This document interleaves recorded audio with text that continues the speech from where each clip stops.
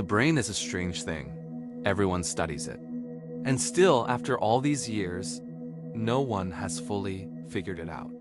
We like to believe we're in control, that our thoughts, our consciousness, our emotions are all directed by that gray mass sitting behind our eyes. But here's a question worth sitting with. When you feel something, a sudden jolt of fear, a grief that makes you cry without warning, a laugh that comes from somewhere deep, or a flash of anger, does your brain actually feel it first? Maybe not. Maybe the brain isn't the one feeling anything at all. Maybe it's just a receiver, a translator, an organ that reads signals coming from somewhere else in the body and reports back after the fact. Let's think this through carefully. When something terrifying happens in your life, it's not your brain that reacts first, it's your body. Your heart rate spikes. Your liver sends a signal.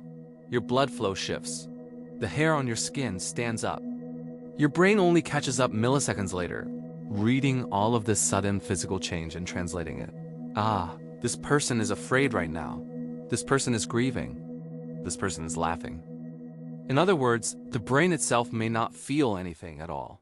It doesn't sense, it interprets. It's not the organ of feeling, it's the organ of reporting. We are, in a strange sense, creatures who are always one step behind our own bodies. Now let's look at this from another angle. If we, the so-called intelligent system running the show in our own heads, are actually just being led along, then maybe the things we build around us are deceiving us in exactly the same quiet way. Let's look at what we've created. And let's ask, how do we actually move when we sit on that wheel? Let's start with the simplest one. You think you're riding a bicycle. But in truth, your legs are just pushing pedals. Your body itself doesn't take a single step. You're simply balancing on two spinning rubber rings, which roll forward beneath you. Now let's scale it up. A motorcycle. You imagine yourself riding a fast, powerful machine. But really, you've just climbed onto a metal box performing controlled explosions inside it. And that box is the one carrying you, rolling you forward with far more force than your own legs ever could. Now the car. We think we're driving, in control, steering our own path. But really, we've simply paid a great deal of money for the privilege of sitting motionless inside a four-wheeled steel box while the machine straps us in and rolls us forward on our behalf. Even the massive, roaring train that thunders along its tracks is no different. Hundreds of steel wheels simply roll over rails, carrying the people inside not as passengers, but as cargo that happens to be rolling along with it. So what's the highest point of this wheel-driven system?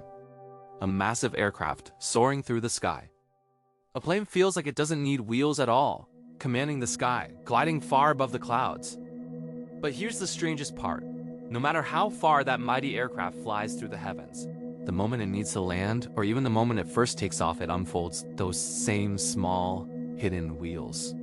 And on the ground, it slows down, speeds up, moves forward, second by second, rolling on wheels just like everything else. Even humanity's most advanced flying machine depends in the end on the same rolling motion. Strange when you think about it, and also, honestly, kind of beautiful. But this feeling doesn't end here on Earth. While we sit inside our rolling metal boxes, marveling at how strange and wonderful life is, the very planet carrying all of us is doing the exact same thing. Earth itself is rolling, right now, this very second, through the endless expanse of space, right past the edge of an enormous ball of fire being carried off towards some unknown direction. Just imagine Earth is rolling through space like this, and yet there is no road beneath it. It never falls.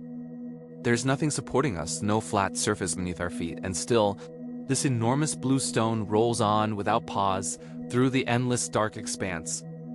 And it isn't just hurtling forward with no direction either. It spins on its own axis, every single second without stopping, and beside it, the moon travels along, like a loyal companion, matching its rhythm perfectly. Step for step. We take pride in the rolling machines we've built on this earth, but in truth, we ourselves are passengers of an even greater journey, rolling through the vast, roadless space of the galaxy at hundreds of kilometers every single second. We built machines that roll on wheels, and we called it progress. But maybe the truth is simpler and stranger than that. Maybe we were never really in control, not of our own bodies, not of the machines we ride, not even of the ground beneath our feet. Maybe we are all just passengers, rolling forward through something far bigger than ourselves. And somehow knowing that doesn't make the world feel smaller. It makes it feel astonishing.